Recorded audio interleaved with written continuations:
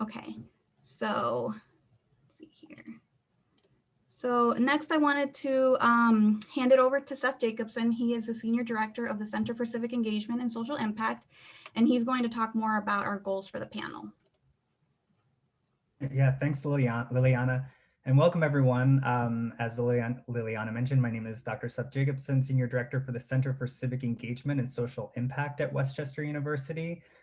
For those of you unfamiliar with our center, we provide community-based learning opportunities through which students can develop the skills, knowledge, and competencies necessary to participate effectively in democratic life as agents of positive social change. So along with the Dowdy Multicultural Center and the other co-sponsors that Liliana mentioned, it's really a pleasure to be co-sponsoring such an important discussion this afternoon. Discussions like this one are consistent with the university's values of diversity, equity, inclusion, and access to learning, and the university's mission to develop students that are able to collaborate with others to solve problems and to address societal needs, and to develop graduates that are able to graduate to engage inclusively in a diverse society. This discussion in particular will enable us as a community of educators and as a community of learners to better understand this important topic that affects the lives, well-being, and success of so many members of our community. As Liliana mentioned, there are so many individuals that are really impacted by this particular topic, including our institutions writ large. I do have to state that the views of the panelists do not necessarily reflect the official views and positions of the university. The panelists were selected based on their involvement or expertise in matters pertaining to post-secondary access and success for undocumented students. We're here today, as Liliana mentioned, to learn from them and to engage them in constructive dialogue and civic discourse.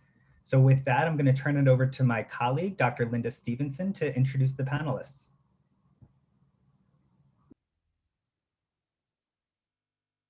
Sorry, need to unmute.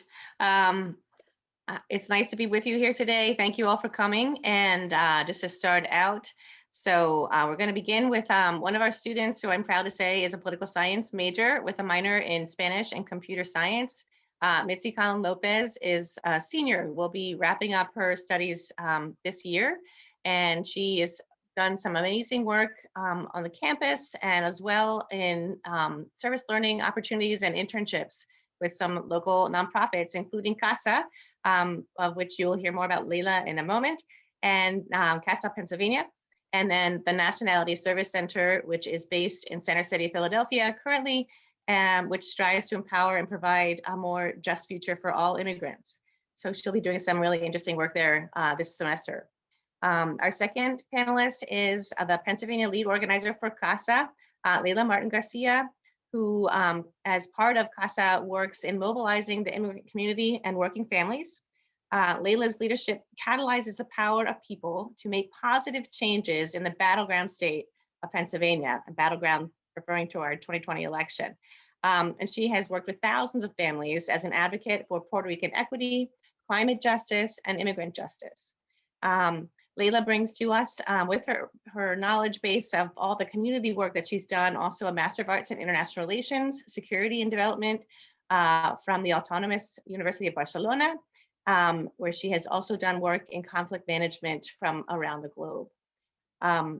Next on the panel, we have our District Director and Senior Advisor for the Office of the Pennsylvania State Senator Judy Schwank, Mr. Thomas Gombar. Thank you so much for being with us today.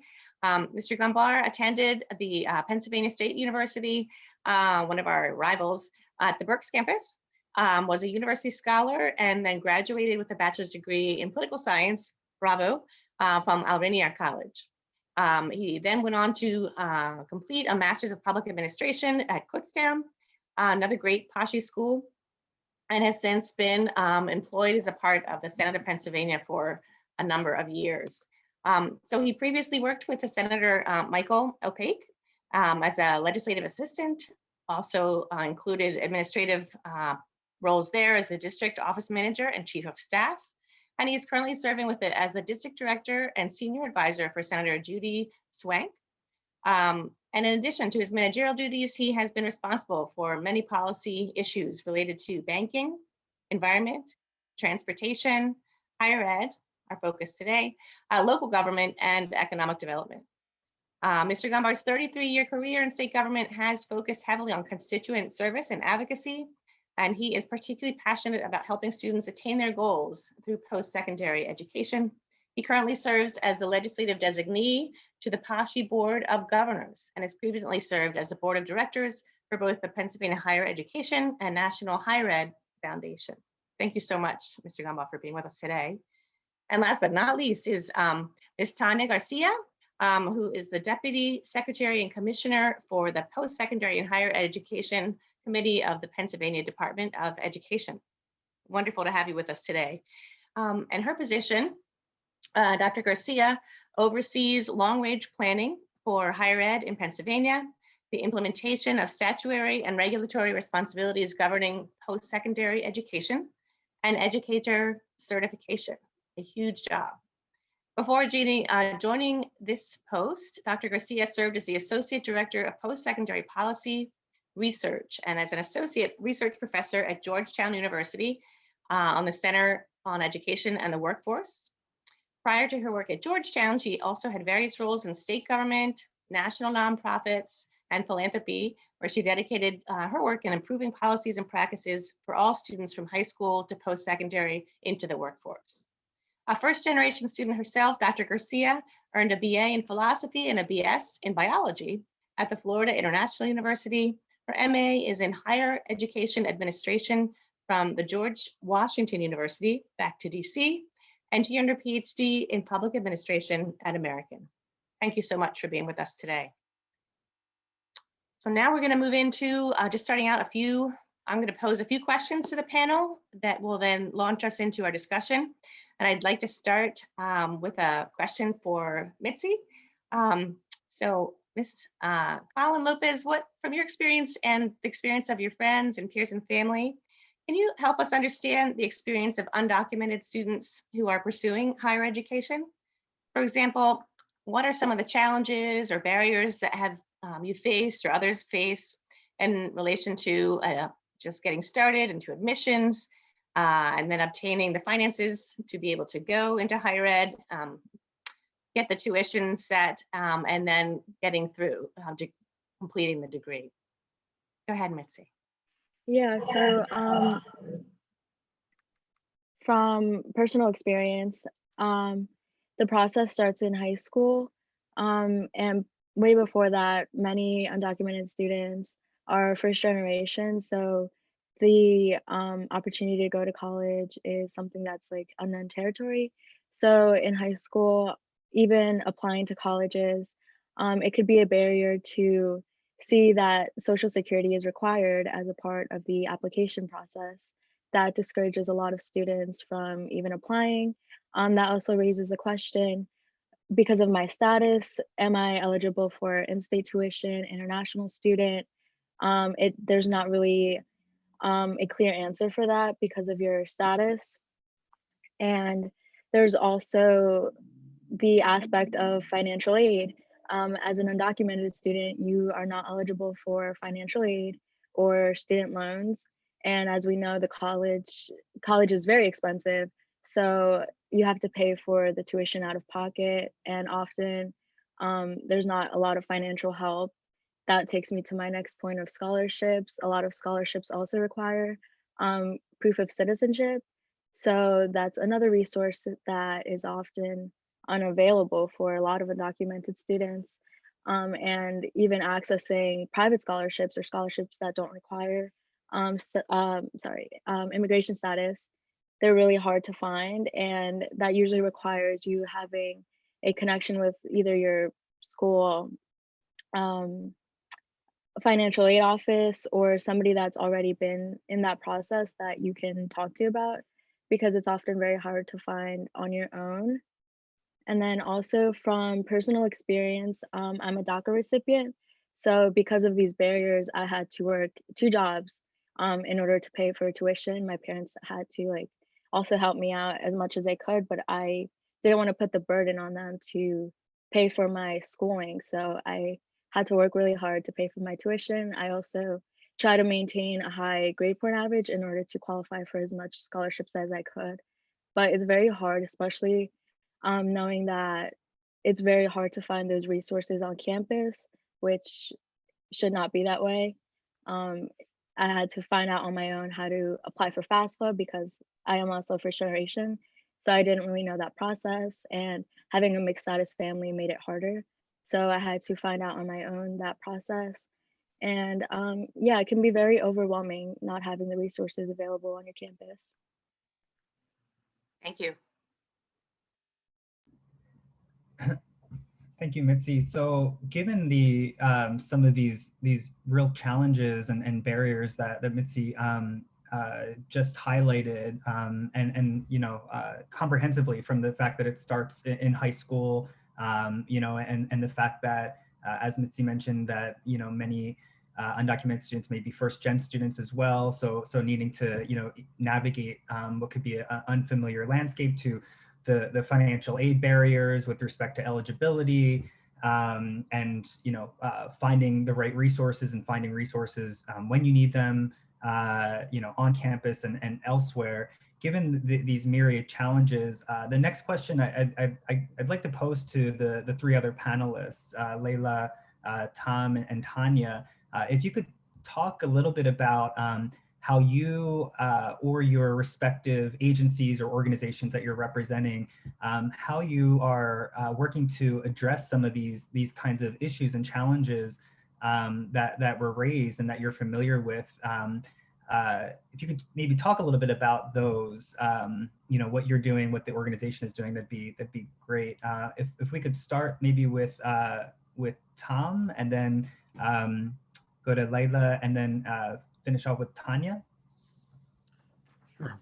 Thank you for the opportunity to be here. I know Senator Schwank, this is a cause and an issue near and dear to her heart.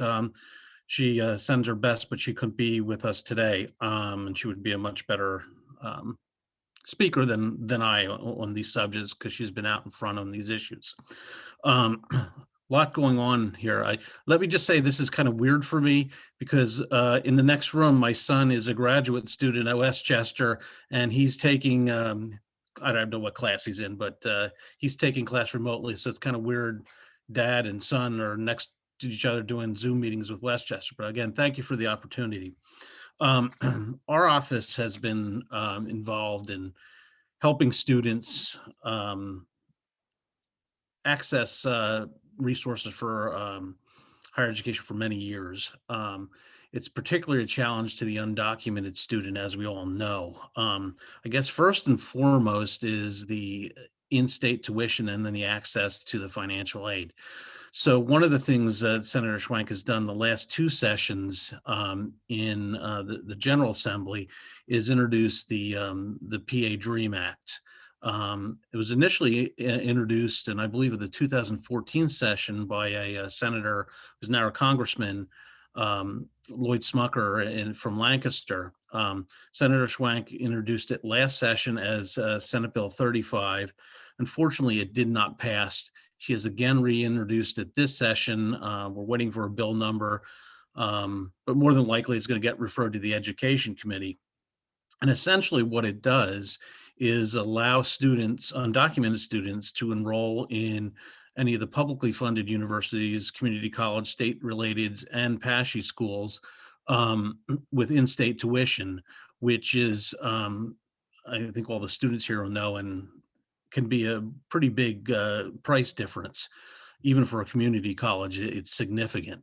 The other piece of that is they would also be eligible for the student aid through the Pennsylvania Higher Education Assistance Agency, which, depending on income, could be anywhere above $4,000 a year in state grant money, which is, you know, a nice contribution toward the cost of higher education. In addition to being kind of a voice in the General Assembly and a voice out in public in our own district, we also try to give opportunities to undocumented students to get real life learning and work examples in our office. We've had a number of undocumented students who have worked in our office and who have moved on to successful careers. And excellent students, excellent workers, highly motivated. All the things you want to see in the students, it's there. And for us to kind of present that opportunity really is kind of fulfilling for everybody in the office, but also I think it sets an example of how we should be, helping students move on to their future.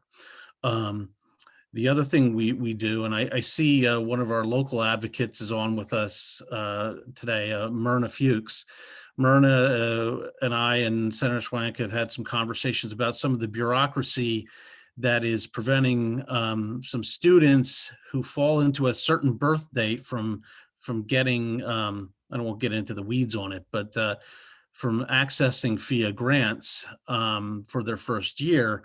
And it's kind of a back and forth with the agency, and it seems like a little thing to surmount, but you deal with the bureaucracy and the code, and it's not an easy thing to change. And I think that there may have been some conversation with Dr. Garcia at her level. I could be wrong on that, but so we help in those situations as well.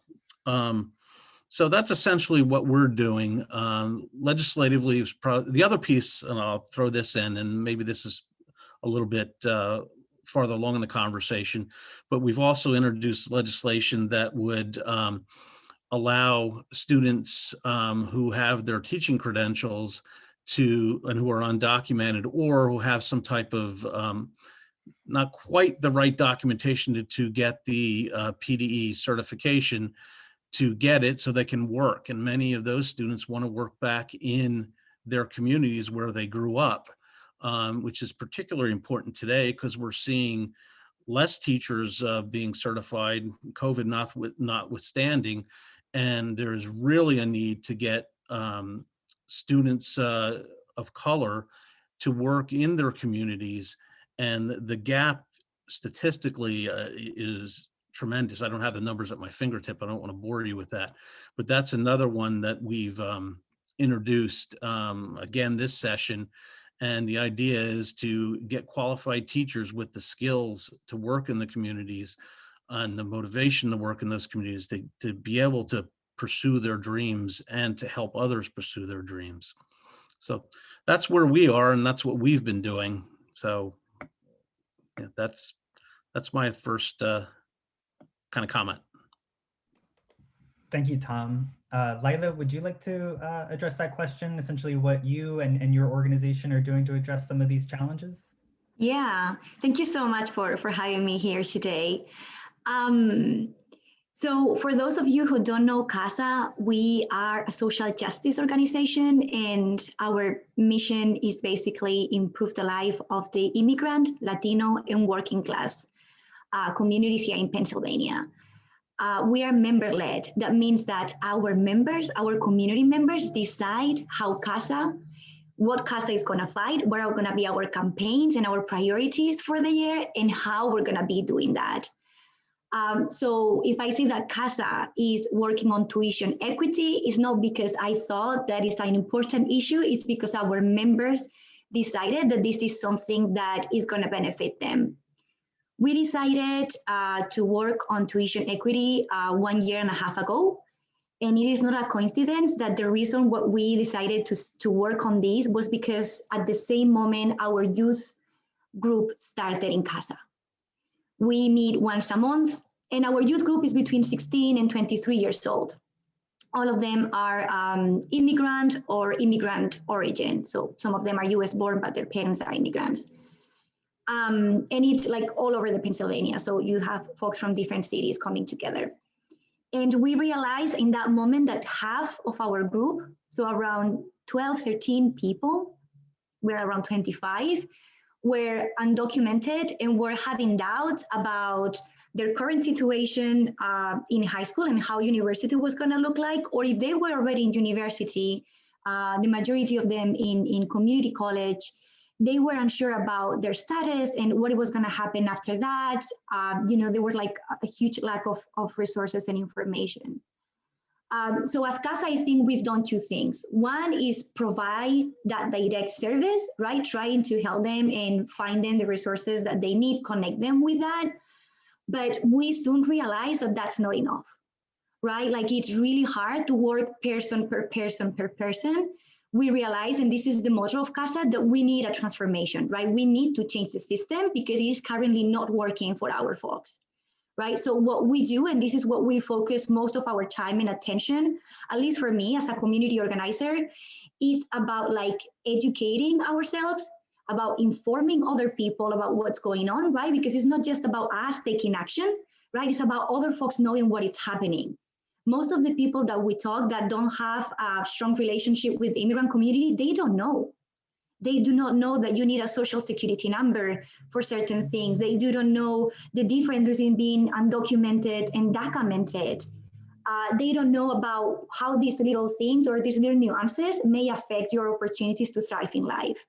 So they are the ones who at the same time inform and raise awareness to other people, but most importantly, they are the ones who take action. Because this is our motto in Casa, right? Like our idea is not me going to Senator Schwank talking about this issue, is that people like Mitzi, or even a constituent, even better, right, talking to state senators and representatives about why we need this happening, right? Why this is important for us. So since we started our first year, it was basically like educating ourselves, like we need to understand, right? What is the current situation right now in Pennsylvania? And I think Liliana was mentioning about the title, the PA Dream Act. Just that is super confusing. When folks think about dream, they think about dreamers. They think about federal level. They think about DACA, right? They think about young people and you know, children being brought to this country. Some of the recommendations, and I'll talk a little bit more about this if you're interested, but we are like going full steam about this topic right now as Casa Pennsylvania, and it's being led by our youth committee. One of the recommendations for young folks was to change these.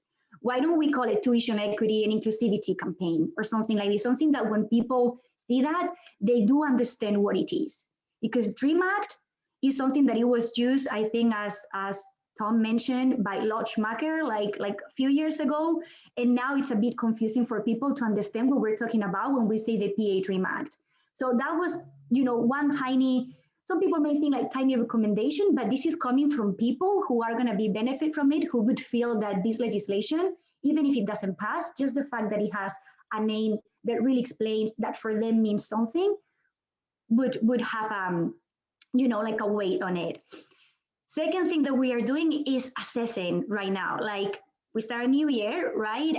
And we know that we have to pass the legislation both in the Senate and in the House, right? So for example, we just started conversations with Representative Schweier, who is gonna be presenting this legislation in the House. And we talked to him because this is not the first time that he would be doing this. And we were saying, there's a few things that we believe we can do better in here. This is great. This is a great first step, but our folks, some of them would be excluded. They would not be still included in your legislation. Do you think we can do these two things so we make it more inclusive, so we make it even better, so we help more people, right? So what we are doing, our impact can be even bigger. And you know, our youth explain why this matter, why we had to make these changes. And in a private meeting, he agreed with all of them. Right? He said that that would be relatively easy to put. So that's kind of like the second thing. But now we go what Tom was saying. We need to make that pass. And that's hard. That's when the hard work comes, right? Like putting legislation out there is not that difficult, especially when you have champions, when you have people that really care about these issues.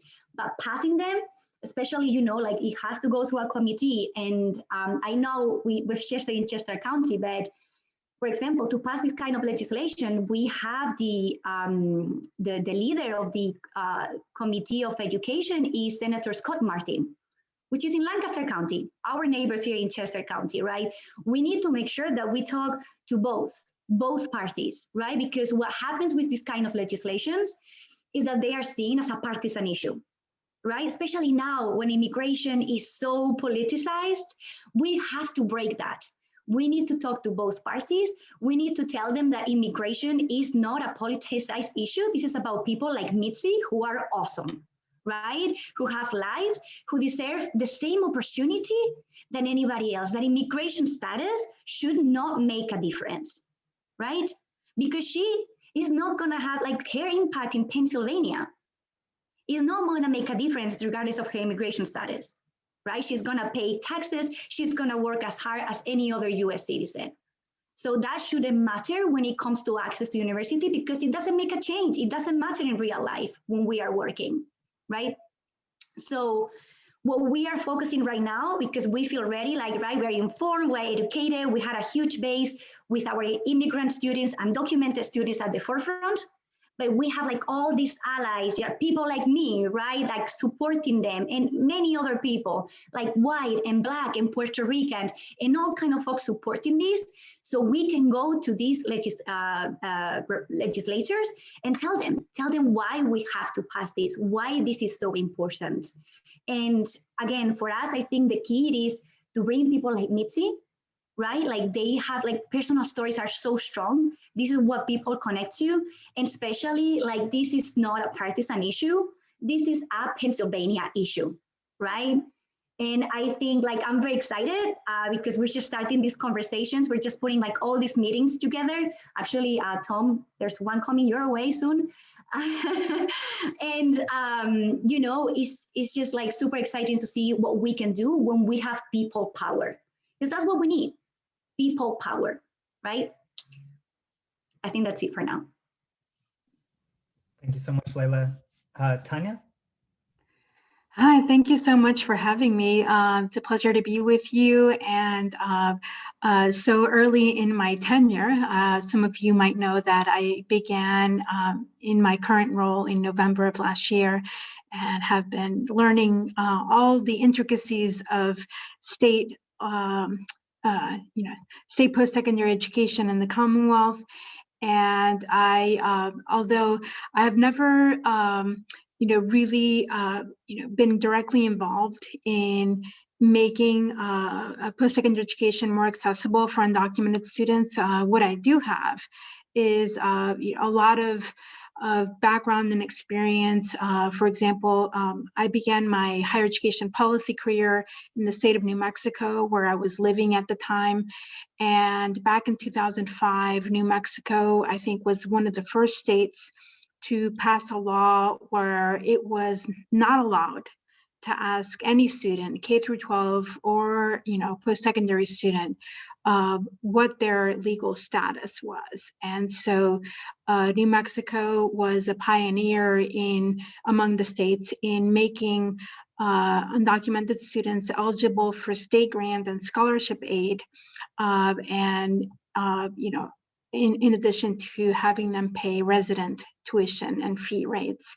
And so there's a handful of states who have been involved in making post-secondary education more accessible to undocumented students. I've also done research for College Promise, which is the organization that is leading in terms of both local and statewide free college programs. Several states have made undocumented students eligible for the free college program funding that in the programs that have been designed at the local and at the state level. And so that is another resource available to find out, what already exists out there and how can we learn from what other states are doing. Unfortunately, right now, colleges and universities have full discretion as to whether to allow undocumented students to pay in-state tuition and fee rates, with one exception, which is a program that we're very proud of. Undocumented students who graduate from any two of our historically Black colleges and universities, Cheney University, that's a part of the PASHE system, or Lincoln University, among the state-related institutions, they can currently apply for and take advantage of the Bond Hill Scholarship that provides, full rides for their graduates to attend graduate school or professional school. And so that those are our current policy levers that we have available for undocumented students. Of course, it's not enough. There's a lot of unmet need in terms of Cheney and Lincoln University graduates who receive Bond Hill funding. But until we have a more stable state and federal legislative backdrop, it's going to be really hard to really meet the needs of all of our students. And, I'll leave it at that and have us move on to the next question. Thank you.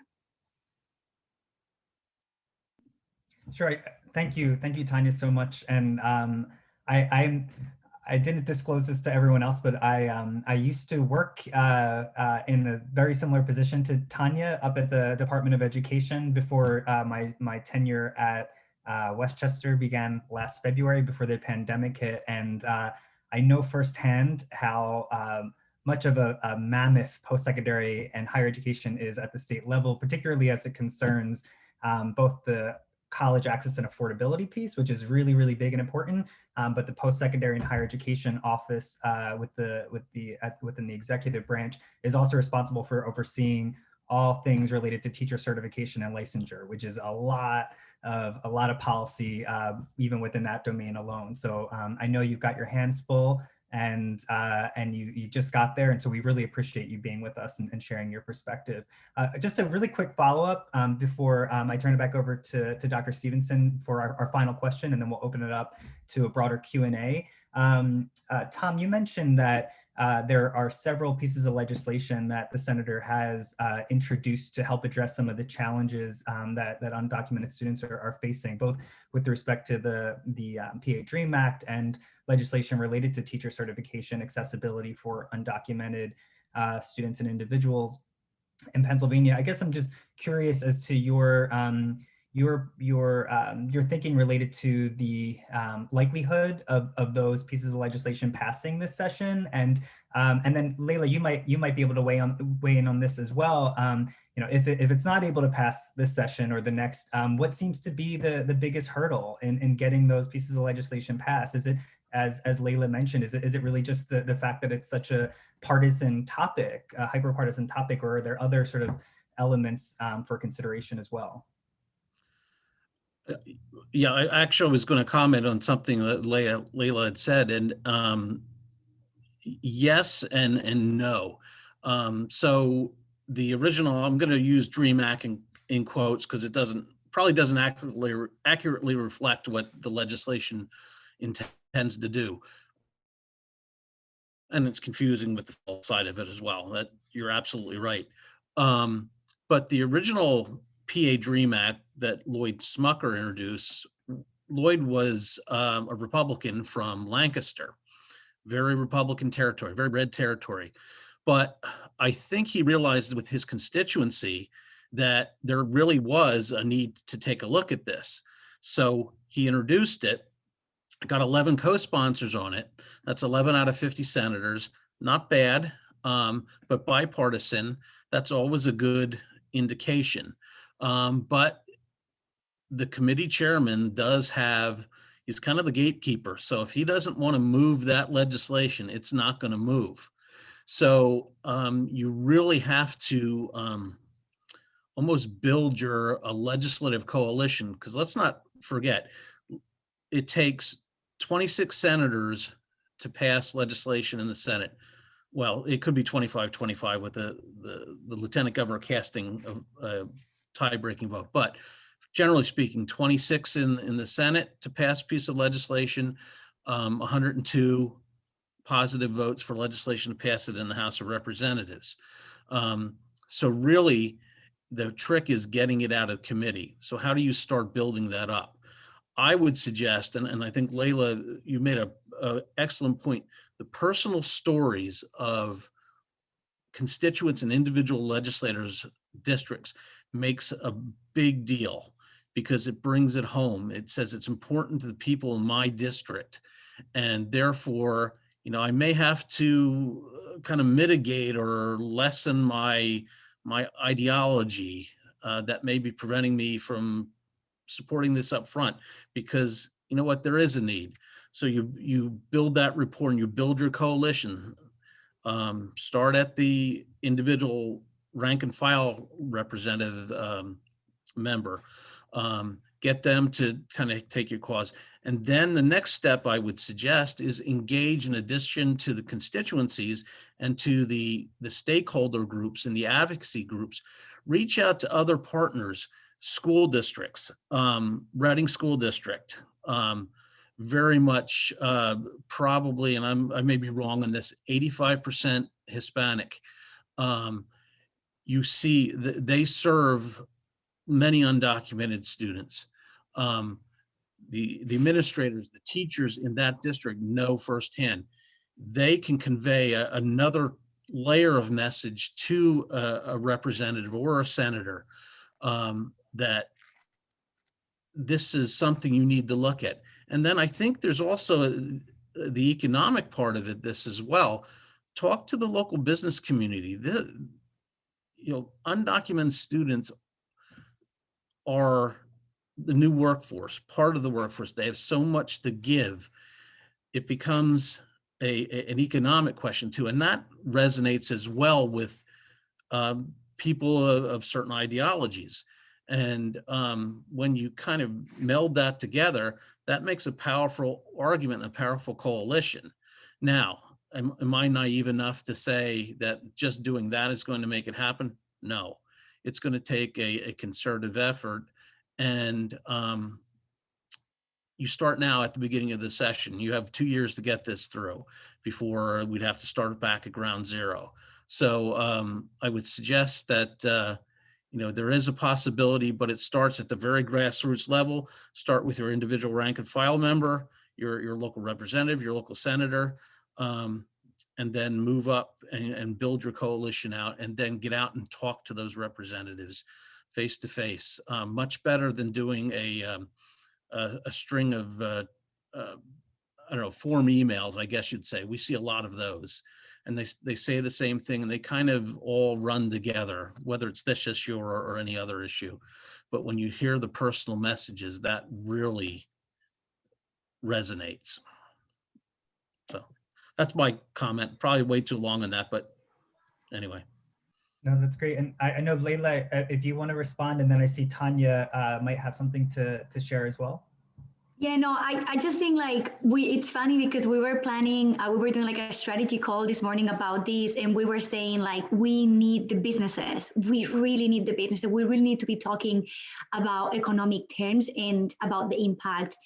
One of the things when we talk about immigration, we realize, and maybe this is why, well, not always, right? But we realize that some rural communities, and legislators that represent these communities, because there is a big number of undocumented immigrants, they respond better because they do understand the demographic of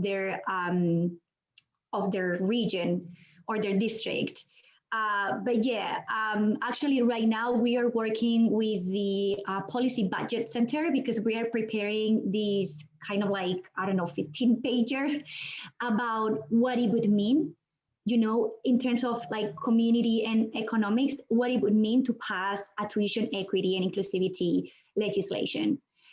Because it is true, personal stories matter, they're important, and we have to gather them in numbers, but we need to make sure that we talk about economical impact, because that's gonna matter.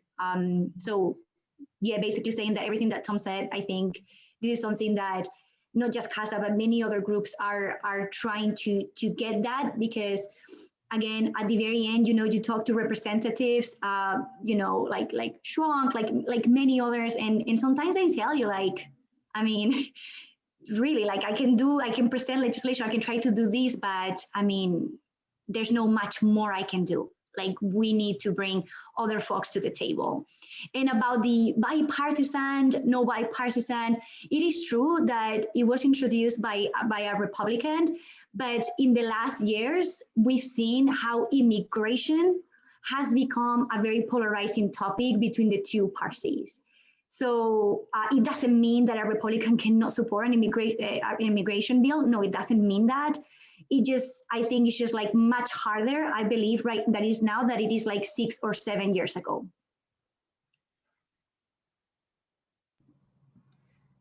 Thank you, Leila. Tanya, I think you had your hand up. I did. Thank you, Seth. So I think, you know, a lot of advocacy on a variety of different levels. You know, I'm not sure what the composition is here in Pennsylvania, but you know, a lot of Latinos in the United States are U.S. born, and at least those that are 40 years and under, 80% of them were born here in the United States. And so I think, you know, in the communities where there's a mix of U.S. and foreign born, I think there's a lot more advocacy that can be done among all groups, not just, you know, Latinos rooting for Latinos here, but I think it's really important to disaggregate you know, what the need is, and really you know, have a more nuanced conversation about you know, and you know, as Mitzi mentioned, you know, there are mixed status families as well, right? So there's a lot that can be done about, you know, raising awareness about different populations of, you know, who's documented or not, and you know, go beyond the Latino community as well, because obviously it affects other immigrants as well. So I just wanted to mention that, you know, it's really important to keep those demographic, you know, data in mind as we, you know, try to increase advocacy for different groups. You know, I'm an immigrant, but I grew up in the U.S. and so I think it's, you know, it's important for people like me who have been in the U.S. for a long time to also be advocates for, you know, newer immigrants. And you know, I grew up in Miami, Florida, and you know, there were a lot of Cuban immigrants that were arriving, and Haitian immigrants, and so that's, you know, that's part of my, you know, 2 cents here on what we can do as a broader community of, you know, support and advocacy. Thank you, Tanya. And I think that all of you started helping, you all started to help address, I believe, what Dr. Stevenson's next question alludes to. So I'm going to hand it over to Dr. Stevenson for our final question for the panel, and then I think we can open it up for a broader Q&A.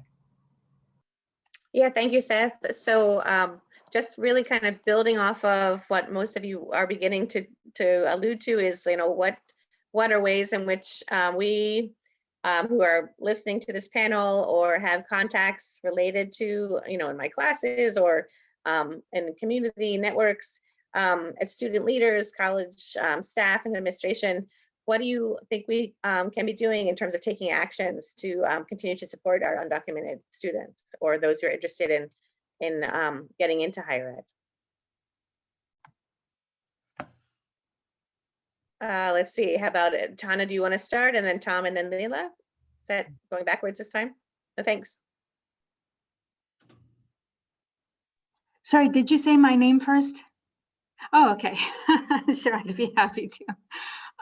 Okay, so there's, you know, while we wait for Senator Schwank's Senate Bill 165 to make it through committee, and for at the federal level for the Federal DREAM Act, which was introduced by Senator Lindsey Graham, Republican of South Carolina, and Senator Durbin, Democrat of Illinois, to go through that process as a part of a comprehensive national immigration reform act.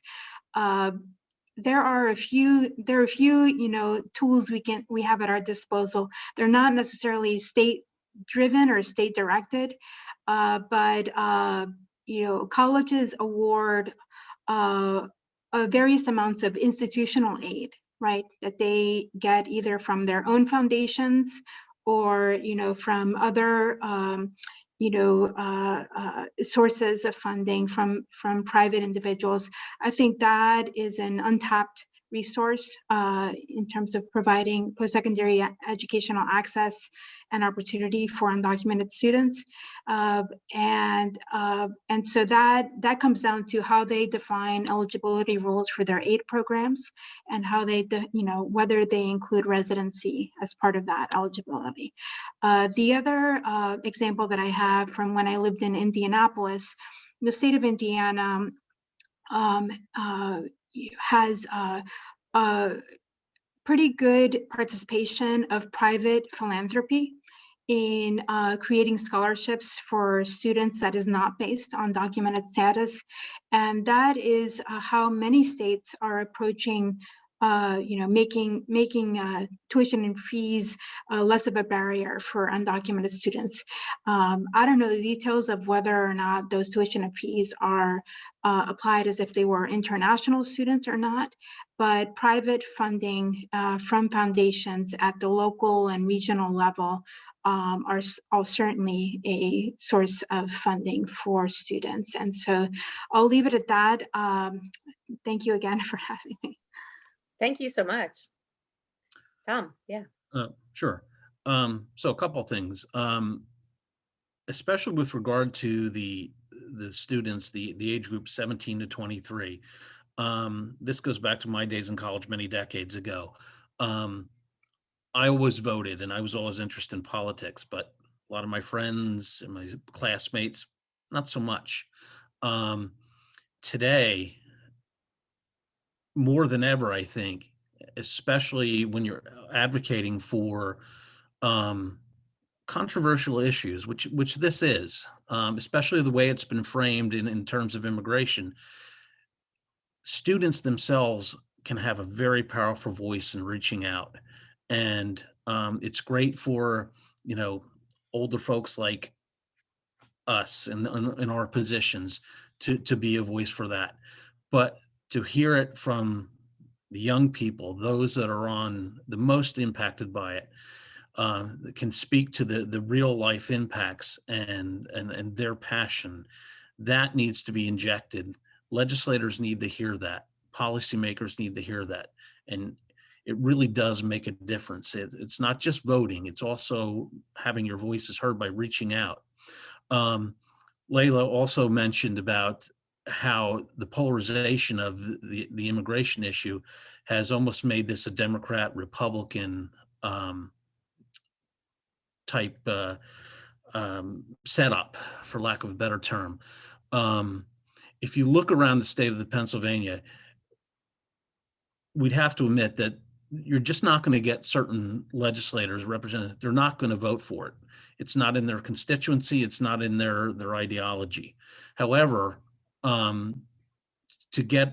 generate the bipartisanship, you can look around certain areas of the state, Lancaster County, for example, Allentown, Lehigh Valley, Harrisburg area, Allegheny County, maybe even Erie, certainly the Southeast, where you have strong communities of immigrant communities where there be significant undocumented amounts of residents, students.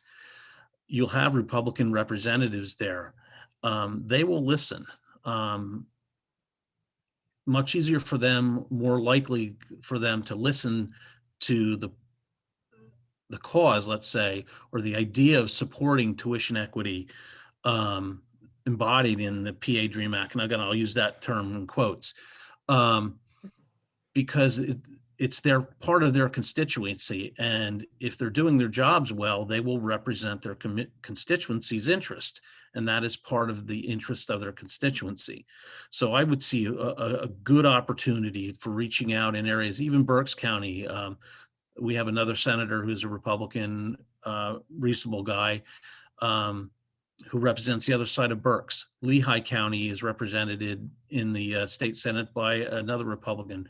I think there would be fertile ground there to kind of get them on board. Same thing with the House delegations in those areas. So that's another kind of a strategy that I would suggest would work in kind of building a bipartisan coalition. Again, it's not easy. It may take a while, but I think there's enough opportunity to get to that magic 102 number in the House and that 26 number in the Senate and get it on the governor's desk. Of course, we have to get through the committee chairman, but again, if enough of their members are saying, hey, this is a good idea, maybe they'll go along with it. So those are my 2 comments on that.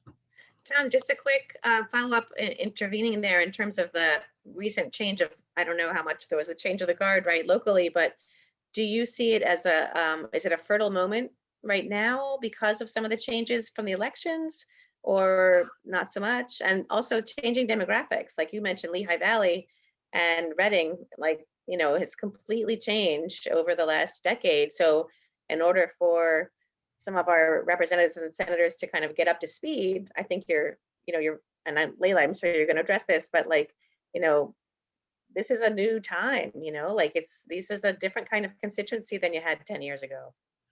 I think definitely in the southeast part of the state, you've seen kind of a turnover, so to speak, in thinking. So I would imagine for the most part, the delegation, and I'll use that term loosely to encompass maybe Philadelphia County and the 4 suburban counties. For sure, you'll have backing there, I would think. Maybe if they don't sign on to the bill, maybe they would vote for it if given a chance to vote for it on the floor. But certainly in those cities that I mentioned, those constituencies, the demographic changes, and the demographics are it's moving outside the cities. It's not just in the cities. The inner ring suburbs are changing demographically. So when that happens, you're going to have maybe Republican representation in those suburban areas. Then it becomes more of interest to them because that's part of their constituency. So I think from a political standpoint, there is merit in them listening just from a future elections, but also from the standpoint of good policy. This works well for the people I represent, but it also works well for the Commonwealth and for our local community and for our local economy. So, if I were a Democrat assessing how we did in Pennsylvania in the last election, I said, not so good. But that doesn't mean that there's not an opportunity, and those that have been Republicans that have been elected won't listen, because I think it almost comes to the point that they have to. And I don't want to be partisan there, but there's certain, you have to listen to the folks you represent in order to do your job and to do your well. Yeah, thanks. So. And they do, right? Like we as Casa, we are in central Pennsylvania, right? Where the cities, it is true, we have a Democrat, normally a representative, but the rest, like your county, you have one representative who's Democrat, the whole county is Republican. Same thing in Lancaster. Same thing, for example, in Dauphin County, which is Harrisburg. So we are very used to talk to Republicans, and it is true. We are constituents. We ask for a meeting, they give it to us, and we do talk to them, and they do listen. Maybe they don't pass it, and we never talk about this specific issue, but we've talked about minimum wage. We've talked about other issues that were important to our members. So, I do feel like it's not like they don't even grant us a meeting, right? Like we do have the opportunity to be there.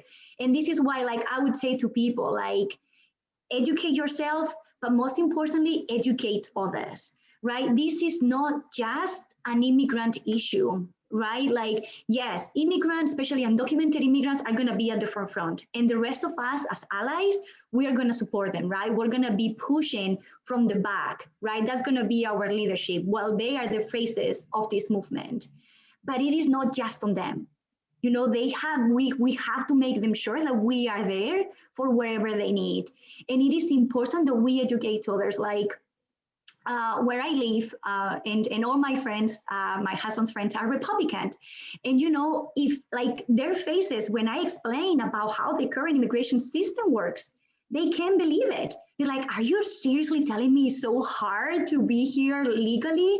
And I'm like, yes, it's really, really hard. I explain my story. I'm married to a US citizen and I was undocumented. married to a US citizen. They thought that just when you get married, they give you the green card. No, no, no, no, right? You have to go through the whole process. And sharing your story if you have one, but even if you don't, if you know, like, even if you can say what you've learned, what you've seen, how important this is to you, and that we connect our issues, oh my goodness, like, you know, in Pennsylvania, we talk a lot about the Latino vote, and this is what Tom was saying about voting. Yeah, voting is very important, but even if you cannot vote, I am not a US citizen, I can vote. But I always say, I create at the very least 50 votes per year. Why? Because I knock doors, I go to all my Puerto Rican friends and I say, hey, you are US citizens, you can vote, you know, register to vote. And I don't talk on partisan terms. I talk about the power of our vote, about the changes that we can make to make a Pennsylvania that work for all of us. All of us. I don't care, you know, no race, no immigration, no gender, nothing, no like LGBTQ, like for all of us. It shouldn't matter who you are, right? And for me, like our best allies are Puerto Ricans. They are the ones who are like, when they do their vote, when in Pennsylvania or in this 2020, you know, their priorities were going voting were about like, I want to vote for like climate justice, right? Like they understand that very well because of Hurricane Maria and having to migrate. But they understand as well that we are together. They have the privilege of being a US citizen, but when it comes to like establishing yourself in a new land, in a new territory where you don't speak the language, we go together. We face the same obstacles. And I think like creating these coalitions where it's not your cause or it is not my cause, like we are connected and it is our cause, this is super, super powerful. So I would encourage you all to join organizations that and institutions that fight for this, to think about how can I be a good ally or how can I use my voice. Right? Voting, it is important, but it is not the end. And we know that, right? Some people may be very happy about how 2020 turned out. Some people are not that happy. But regardless of that, if we don't hold our leaders accountable, if we don't take action to make sure that they do why, for the reason we put them there to, we have nothing. And the last thing I'll say is that the immigrant, I've been in this country for 4 years and a half, so my historical knowledge is not that great. But from what I've heard, the immigrant movement hasn't been as strong as we are right now. We've learned a lot in the last, I don't know, 12, 14 years. You know, having this person being a Democrat or the other doesn't count if we as a movement, we are not ready to create the proper narrative, how we talk about ourselves. You know, we cannot be saying good immigrants, bad immigrants. No, no, no. You know, how we frame our priorities. We cannot be saying it is your thing. Oh, this is my thing. This is more important. The other one is more important. No, we cannot be talking about that. Like the fact of how much we've learned and how ready we are, it gives me tons of hope about victories. I don't know if this year, maybe not this year, maybe the next one, but I'm telling you, I myself and all Casa members are here for the long haul. We are not gonna stop this year, regardless if we pass tuition equity or we don't pass. You know, even if we pass an immigration reform or we don't pass it, we are here for the long haul. And we are not here just for immigration issues. We are here to increase the minimum wage. We are here to make sure that our air and our water are clean. You know, I'm here to make sure that we have good funding in schools for children like mine, you know, where your zip code doesn't determine the opportunities that you have. So what we are creating, it is much bigger than sometimes what we see. So please join as much as you can. Like as an advocate, some people are like, you know what, I'll just donate. That's fine too. I donate to a lot of people, right? That are in Texas, and I don't even know where Texas is, to be honest. In the South. You know, I think like just do whatever your capacity and your energy allows you, but do something. If it's voting is cool. But if you can do more than that, we, movement like Casa, are gonna welcome you with open hearts and open arms, because this movement needs all of us, because we're fighting for all of us. Thank you, Laila. Thank you so much. Really quickly, I know we want to open this up to Q&A, but I would be remiss not to see if Mitzi has any response to this question related to that which we can start doing to address some of the challenges and obstacles that undocumented students are facing. I think we talked a lot about some of the things that we could and should really start doing at the broader sort of public policy level. And I really appreciate all of the wisdom and insights and recommendations that have been made for engaging in that broader sort of public space and as it pertains to public policy. Mitzi, I'm wondering, and certainly if you have anything to add to that, but also wondering as someone that works at a university, and I know that there are several others here that work at universities, are there things that you see that need to be sort of addressed with respect to administrators and faculty and staff when it comes to what folks and peers, what folks can be doing at the university level to help address some of the challenges? Yeah, so I know we talked about this briefly, like how your voice really can be impactful. Like I may not have the power to vote, but whenever I can, I use my voice to educate other people and raise awareness. So whenever I can talk about it in the classroom, I'll do that and educate my peers, or even when I have a closer relationship with a professor or a faculty or staff, I let them know that there's a lot of barriers that we face, and it really all comes down to educating yourself and being an ally. Like Laila mentioned, there's power in numbers, and people often don't know all the struggles that we face. Like I mentioned earlier, there's certain things that we can't do, like we can't study abroad, even for internships or volunteering. Professors might not realize that if you're an undocumented student, you may not even be able to volunteer because you don't have a social security number to pass a background check, which many volunteer or internships require. Study abroad, you can't do that as well because of your status. So I feel like as faculty and staff and professors, they kind of should have the part to educate themselves in this issue, because undocumented students are here. You may not know who they are, but they're here, and it really means a lot when I see like professors or staff at meetings like this trying to educate themselves on the topic. Thanks, Thank Mitzi. you so much, Mitzi. I think we want to turn it over to Liliana to facilitate any open Q&A. Yes, thank you, panelists, for this informative session. We again thank you for being here. So really quick before we start the Q&A, I did have a resource to share. I'm going to put it in the chat. It's a link to a Google Drive folder with resources for immigrants and undocumented students. And what I can do is also share that out for anyone that had to leave early. I can email all the registrants. But in there, one thing I wanted to highlight is you'll see there's a document called Additional Resource List, and there will be a link to sign up for a newsletter so that you can continue receiving information and resources from the Dowdy Multicultural Center. So go ahead and sign up for that to get continuing information. And then, yes, we do have a couple of questions that were posed. This one's fairly quick for you, Laila. Is Casa working with PIC on this issue of access for college access for undocumented students?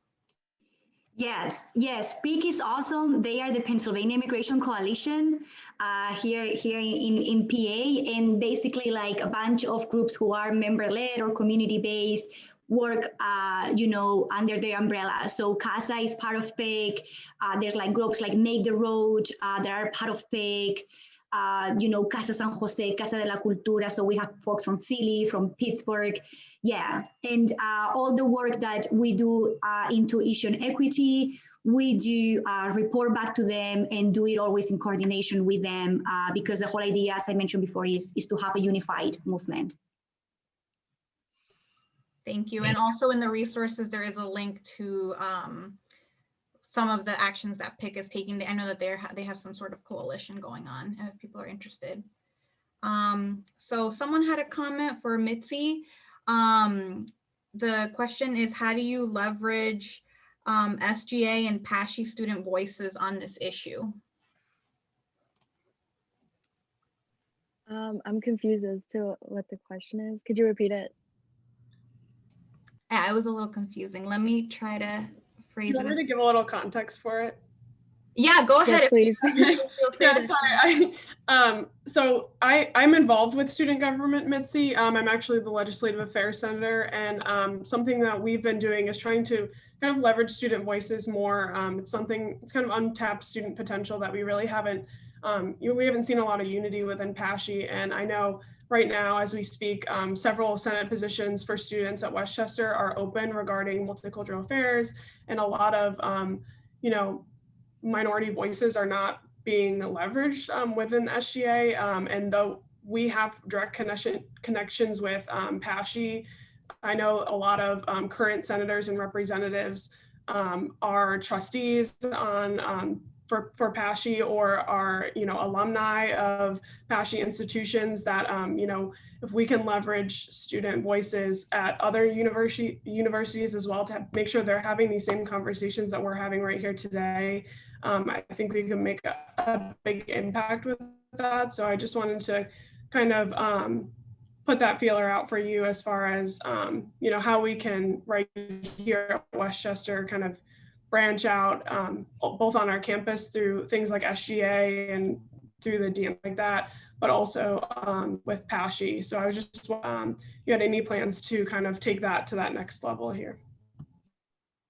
Yeah, so actually, I was working with the DMC over the summer and some other students on campus, because we do realize that other schools in the PASHE system, they also have undocumented students. They're not on record, but we know they exist. So I actually went through the summer, I contacted all the PASHE schools, and I try to get like a sort of resource to how to access these groups, because with me and several other students on campus, we want to organize some type of undocumented student group at this campus. So it's just difficult because that's never been done before, at least not that I know of. And when I talked to these other, like the PASHE schools, they didn't really have an answer to that, but that's definitely something that I am interested in doing. It kind of stopped because school started and just a lot of things going on, but that's definitely something I want to look into further. Thank you both for that discussion. This question, maybe some of us can actually discuss it. I know some of us know the answer to this, but it's good to let the group know. So the question is, besides DACA recipients, is Westchester University or any university allowed to accept students without legal status? And so Westchester is part of the PASHE system. And maybe, would you want to speak about this, maybe Seth or Denise? I know we know a little bit of information because of putting the panel together. Actually, go ahead, Seth. No, I was going to say I'm not in any way an authority on the topic, and I'm a bit rusty on current regulation and policy related to the PASHE institutions and their requirements around citizenship versus domicile. Tom might know, not to popcorn too much, but if you don't, I can try to dig up a couple of resources while we're finishing up. Oh, it looks like we have a participant who knows. You can unmute yourself and feel free. Okay, I've been working with undocumented students for years, and I have been very successful for the most part of getting them money to go to college. I would like to see more teachers and counselors trained in how to do that. One thing is PASHE schools is domicile. You can be undocumented and have domicile. We have more of an issue with our local community college because it depends on how you define it, domicile, and they are charging our kids $11,000 a year to go to community college, which is ridiculous. There are sources and more sources now. Now our local community has created a what we call a local scholarship for undocumented kids. We should see more of this throughout the state because national scholarships are always so hard to get. Now, there are a few, if you have an excellent student like the Golden Door, which really funds a great deal, or if you have an excellent student, the PASHI schools will give a board of governors to an undocumented student, which makes a heck of a lot of difference. That's full tuition. We have our local Alvernia College that gives money through a Reading Collegiate Scholars full tuition to Reading kids. Well, we have several over the years undocumented students going there and getting full tuition. So there are sources out there, and there needs to be more people sitting down and helping these kids. We always have, and I'm part of an organization called the Greater Reading Immigration Project. It's a volunteer organization. We have yearly summits, which we haven't had this year. And we're now doing a lecture series, which the acting assistant secretary of post-secondary school will also be joining us that day. There are issues as simple as certification. What kind of things can we do? I have a young lady who graduated from Kutztown, passed all her exams, and when she went to get her certification, said, forget it. You're not a permanent resident or a citizen, you can't have it. Now, I know Senator Schwank's office has tried, but isn't there something we can do at the policy level? It seems getting things through legislation is almost impossible. The other thing is this issue with FIA. If you are documented and you're a citizen, but your parents are not documented and you're not 18 years old, supposedly you won't get a FIA grant. Now, I was talked to people at FIA and that's how they see it. And I said, well, how do you find those kids? They said, oh, it's read through the FAFSA. They're red tagged or whatever you red flagged. But, you know, I checked with one of my students the other day who last year was only 17, documented and parent undocumented. And she did get the FIA grant. And I think it's the way I'm filling it out, which may be, you know, kind of getting around the system, not on purpose. But more people should know about that. And I'm trying to get a group together who will fight this FIA thing or give us more support. And I'm wondering what we can do at the policy level, just like at the federal government, they can't get anything through legislation. What can we do to change policies? You know, I've been doing this for years. We have all sorts of tapes and things of our wonderful students who have been undocumented, have presented themselves. It just doesn't seem to work. I'm being very negative, but this is like many, many years of effort. Maybe we can do more on the policy level. And that's where I would call on the secretary, deputy secretary who's with us, to try to start making some easy changes, if not easy, but some changes. Like this thing with FIA, you have to be 18 by the time you complete your FAFSA. How about 18 by May 1st when the FIA grant is due? That would make almost all our seniors who turn 18 in their senior year eligible. Thank you. Linda, did you want to say something? And then we should wrap up. If we decide at some point to have a follow-up to this, that it might be helpful to bring in admissions from Westchester and or other PASHI schools to talk a little bit about how in-state tuition is being offered to undocumented students. And so that's, I think, for a future session.